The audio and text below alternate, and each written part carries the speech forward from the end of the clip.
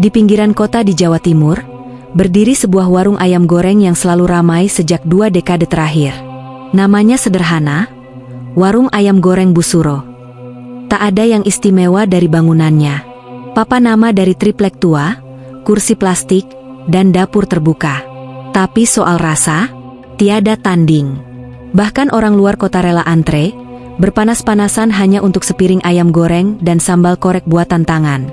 Rasanya memang ganjil. Ayamnya empuk seperti sudah dimasak berjam-jam, tapi tetap garing di luar. Bumbunya meresap sampai ke tulang. Banyak yang bilang, ini bukan rasa masakan biasa. Kayak ada yang nempel. Bu Suro, pemilik warung itu, adalah perempuan paruh baya yang pendiam. Kulitnya legam, tubuhnya kecil, dan selalu memakai daster batik lengan panjang. Ia jarang berbicara, bahkan pada pelanggan tetap.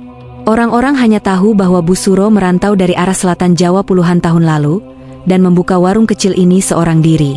Kabarnya, dulu ia sempat berdagang di pasar, menjual makanan yang sepi peminat. Sampai suatu saat, ia menghilang selama sebulan. Tak ada yang tahu kemana perginya. Begitu kembali, ia membuka warung ayam goreng dan sejak hari pertama, warung itu langsung ramai. Terlalu ramai untuk ukuran warung baru. Dapur warung itu terbagi 2. Dapur depan tempat pegawai biasa bekerja, dan dapur belakang yang hanya dimasuki Bu Suro sendiri. Setiap pagi, sebelum ayam digoreng, Bu Suro akan masuk ke dapur belakang membawa ember besar berisi air yang sudah direbus. Setelah beberapa saat, ia akan keluar membawa air rendaman berwarna kekuningan dalam baskom besar. Semua ayam yang akan digoreng harus direndam dulu dalam air itu selama 1 jam. Tak boleh dikurangi, apalagi dilewatkan.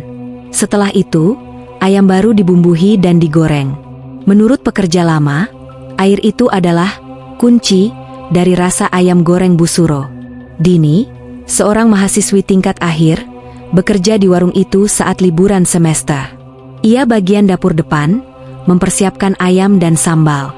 Awalnya ia mengira kesuksesan warung itu hanyalah soal resep dan jam terbang. Tapi lama-lama ada hal-hal yang membuatnya gelisah. Setiap malam, ia melihat Bu Suro masuk ke dapur belakang sambil membawa sebotol minyak wangi dan setangkai melati layu. Ia akan berdiam selama 10-15 menit, dan tak ada yang boleh ikut masuk. Suatu malam, saat Dini hendak mengambil ember kosong, ia mendengar bisikan pelan dari balik pintu dapur belakang. Jangan sampai ada yang tahu, dia belum kenyang. Suaranya serak seperti suara perempuan tua yang lelah, tapi bukan suara Bu Suro. Beberapa hari kemudian, seorang pegawai baru bernama Wahyu masuk. Ia ditugaskan membantu bagian dapur, menggantikan karyawan lama yang tiba-tiba mengundurkan diri tanpa alasan. Wahyu orangnya cuek dan tak percaya hal mistis. Saat Bu Suro tidak di tempat, Wahyu nekat menggoreng ayam tanpa merendamnya dulu dalam air kekuningan. Katanya geli melihat ayam direndam di air yang warnanya seperti air genangan sawah. Ayam itu ia makan sendiri. Bahkan sempat ia bercanda. Ternyata tetap enak kok, tanpa rendaman klinik itu. Malam harinya, Wahyu mendadak demam tinggi, tubuhnya gemetar, ibunya cerita, sepanjang malam Wahyu seperti meracau dalam tidur. Aku ikut. Ya, air itu marah. Esok paginya, ia muntah darah dan dibawa ke rumah sakit. Ia sembuh, tapi tak pernah kembali kerja. Bahkan ia dan keluarganya pindah kota tak lama setelah itu. Rasa penasaran Dini memuncak.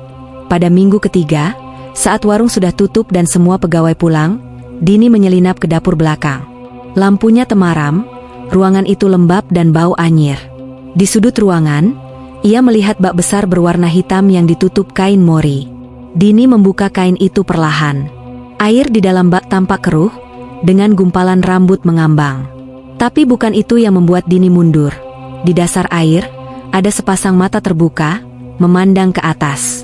Dan tiba-tiba, airnya bergerak sendiri, berputar-putar. Lalu, sebuah wajah perempuan tua muncul dari permukaan air, rambutnya panjang, matanya merah, dan bibirnya sobek. Bukan kamu, belum waktumu. Pintu belakang tertutup sendiri, Dini menjerit, tubuhnya gemetar dan ia pingsan di tempat. Esoknya, Dini ditemukan oleh pegawai lain. Ia duduk di sudut dapur, menatap kosong, dengan bibir pecah-pecah dan tangan gemetar.